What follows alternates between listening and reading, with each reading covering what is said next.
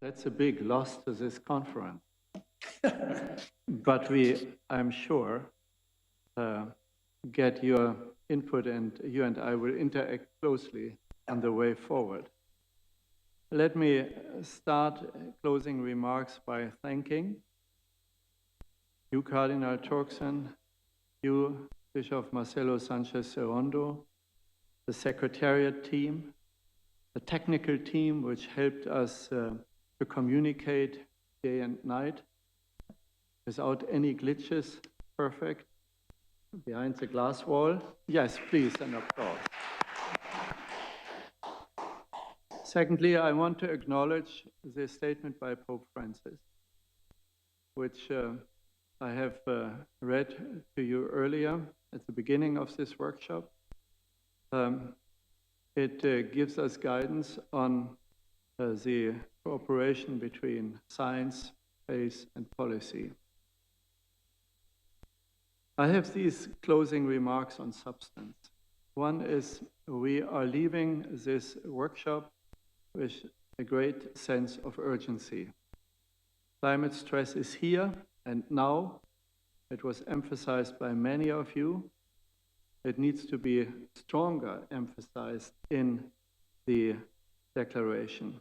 We have the challenge to address transformation while doing crisis management.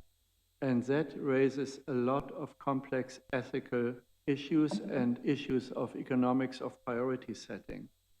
Life-saving now and investment for resilience for the long term of a sustainable system is a very challenging task. The theme, resilience of people and ecological systems under climate stress, with which we started, has tilted towards a broader system perspective, and that is good. We noted the range of stressors. While we continue to focus on climate change, we included much more attention on the two-way relationships between climate change and biodiversity, on the economics, on conflicts, on social stressors. While conceptualizing nature here and people there, I think we come much more to integration. People are part of nature, and that's why we have the Anthropocene, with all its damaging effects. My third point relates to the issues of economic incentives, costing, institutional and organizational innovations, driving us towards a circular bioeconomy with a lot of smartness and innovation. And part of this economic transformation needs to be the strong attention to social protection, sharing the benefits of past growth and not just facilitating in the lower income nations the adaptation to climate change is a much broader global equity agenda. My fourth point is we are the Pontifical Academy of Science. We are not an action platform. We are not an NGO. We are a science academy. We like to integrate and interact with civil society, with corporate sector, with faith-based communities, but we are the Science Academy. We did this together with the Pontifical Academy of Social Science. So when we say science, we mean we want to draw on knowledge, including indigenous peoples' knowledge that has been brought to the floor as well. And we do that in order to mobilize policy and institutional change. So we are not ivory tower scientists. We want to employ science for change, for empowerment, for change in attitudes, for change in behavior. And my fifth, last not least point relates to partnership.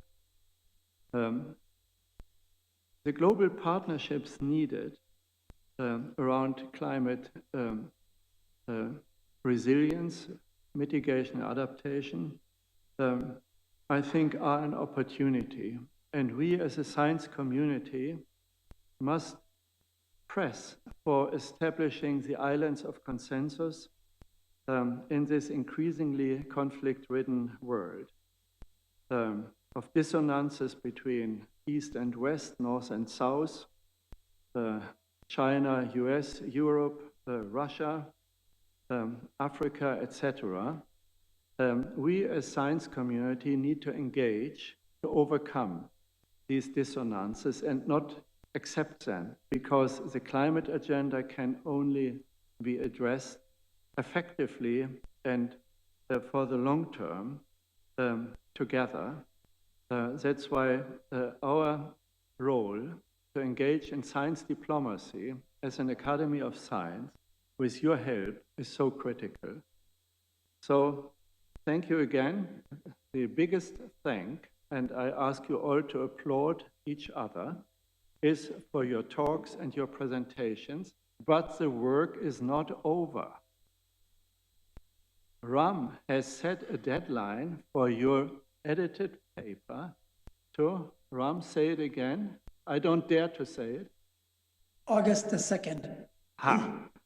August 2nd, please. Your vacation has to have a brief interruption because we want then to publish this as a book. And this is so important that the statement, the declaration of Pope Francis, is ready to influence COP27.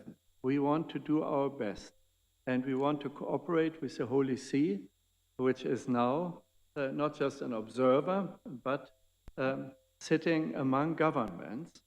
And this is an opportunity for the Pontifical Academies of Science and Social Science to interact with the government of the Holy See and its Foreign Affairs Department to make a better COP27 than we were able to do with COP26.